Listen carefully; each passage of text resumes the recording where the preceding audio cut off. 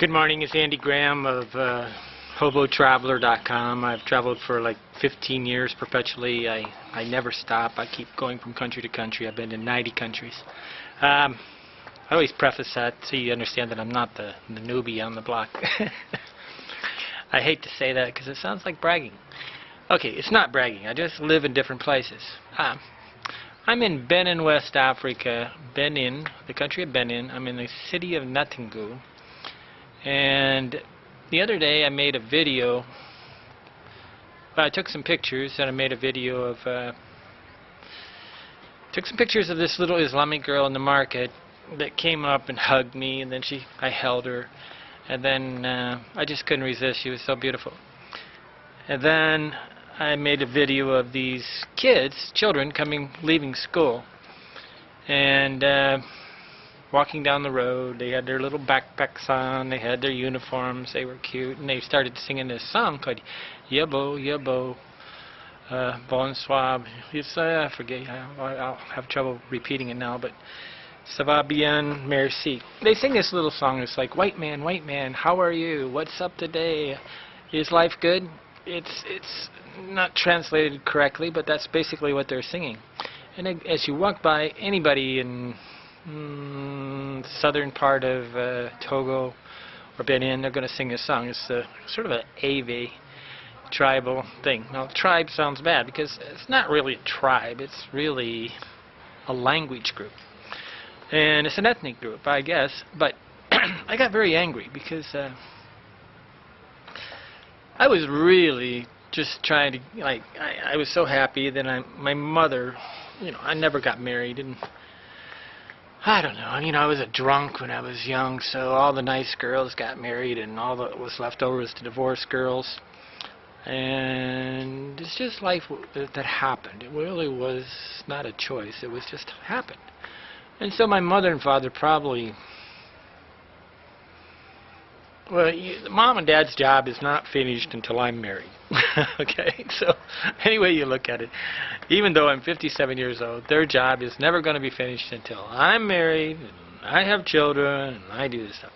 They did such an excellent job, but they somehow think I should enjoy this children thing. Well, so I made the video, and then I realized this is what mom and dad want me to celebrate, the beauty of children. And I was truly happy. I just ironically came all together in one little page, and I said it to my parents in a way.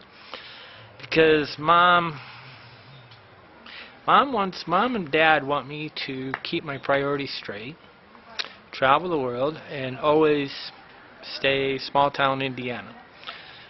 And I got angry though when somebody said, hey, in this world, how can we ever let this kind of poverty exist? And I go, I wanted to strangle this person. I want to track them down and beat them to death.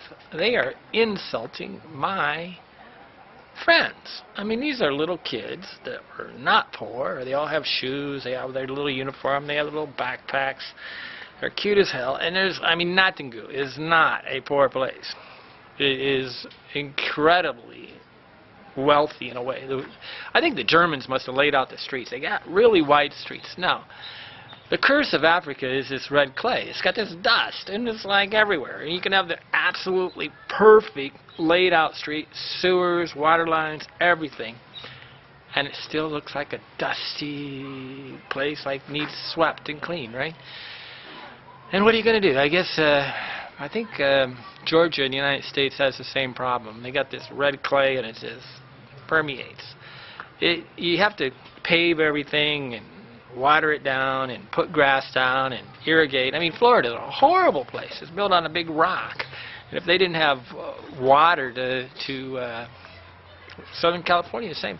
If you didn't have water, Arizona, if you didn't have water to sprinkle and make grass, the place would be a horrible place. It'd be a dusty thing. It'd be like a western, right? And that's what, they don't use their water that way. And I'm kind of glad because it's not natural. I mean, it's natural is natural. Okay, but they got me really angry. I think there's like a worldwide conspiracy. It feels really overwhelming. Here I am in a absolutely beautiful little city, but because it's in Africa, it's poor. There's no reality here. The perception is that this place is poor. And then what's interesting is the NGOs normally set up all their places in the best places to live.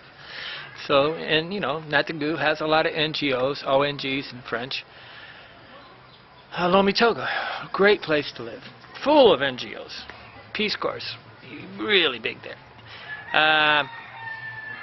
You know, the places that are impossible to get to is not where you can get people to volunteer. You can't get missionaries to go to places that need missionaries. They're not going to go into sub-Sahara Islamic countries and be missionaries. They're going to go to Ghana and Kenya, which is full of Christians. Hey, silly. Guatemala, full of Christians, but it's full of missionaries. Hey, why would you go to a place? But they made me really angry. It's one thing to insult me. It's another thing to insult my friends. I mean, you can attack me all day and I'm just going to bounce off and away. But it really was sad, and it feels like the whole media... Wade Shepard from Vagabond Journey said it to me in an email. I mean, he's got a way with words sometimes, and I don't know what he called it. It's like the media, it's like a media power. And in the book, A State of Fear by Michael Crichton, he talks about the military, media, politicians. The media works in concert with the military and the political forces to create an image that they believe is true. Okay, and that's the sad part. The media is like a child. I mean, they all want to just get headlines. So they're going to make, they're going to scream, poverty in Africa. And Africa, you know, likes free money, so they say, hey, yeah, we're poor, give us money. And it's not a poor place. It's actually quite a wealthy place, and you know, they got the life down to a thing where they really don't have to work very hard. I mean, you can see Guatemalans just working their tails off 24 hours a day. Here they basically sit back and think. But there's also brain drain. Anybody that gets a lot of money goes to another country. It's all about bragging. But it was insulting to think that the media can jump to a conclusion and call my little 5-year-old friend, 4-year-old friend, this little girl. I wrote down her name. I don't have it with me. It's like Marilyn or something. I wrote it down. I asked her today, what's your name? ¿Cómo se pelo? ¿Cómo te pelo? ¿Cómo te pelo? I really took a lot of work. I got it written down. It was called Madeline or something like that. Really complicated name. But she was a ringleader. She was a powerful little 4-year-old that said, come sing with me. And they all sit there and they droned out this thing. It's really not ever droned out. It's usually sang like in great joy.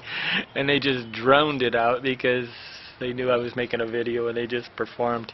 It was kind of sad. It was kind of funny at the same time, because you're sitting there going, hey, woman, controlling, little 4-year-old, running the world, making all her little friends come and sing this song for me. Perfect. The reason why I wanted her to sing it was because she said all the words, and she didn't just say yo yo yabo bonsoir.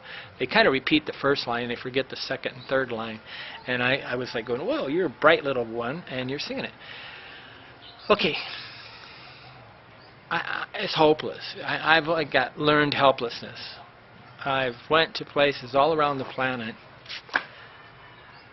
and no matter what I see, and no matter what the reality is, what the NGOs, the ONGs, what the media, what the governments want to create as an illusion is more real than reality. And bonjour. And this is the sad thing about coming to Africa. Africa is like a place that is like the poster child for anybody that wants to talk bad. They refuse to defend themselves because, you know, it's like turning off the money valve. On the other side is it's sad when my friends are insulted by rich, arrogant people sitting in their houses thinking that everybody in Africa is poor because they've been told they've been poor, and then they want to tell me that I'm in a poor place, and I'm sitting there going telling them daily they're not. Okay, I'm angry, and I don't know how to stop the media from doing it. It's like learned helplessness. I've done this for 15 years, and there's no way to convince anybody of the truth. It's just impossible. I lose, and so do the people of the world. And the bad part is that all the investments, all the things that could be done, you could come here that pays like $2 a day, you could set up a factory, but they believe that it's dangerous. It's not dangerous. It's one of the safest places. West Africa has got to be one of the safest places to travel on the planet. Theft is about 0. But people brag about the adventure, and they romanticize the danger and all the poverty and all these things that just really is just not true half the time. Yeah, I mean, they don't, in comparison to an American, they're poor. But they're not. They're rich. They're rich. They're just generally rich in time, and they've been told they've been poor so long they actually even tell me that. I keep laughing, going, you do nothing all day, sit around and eat the pot, and you want to tell me you're poor.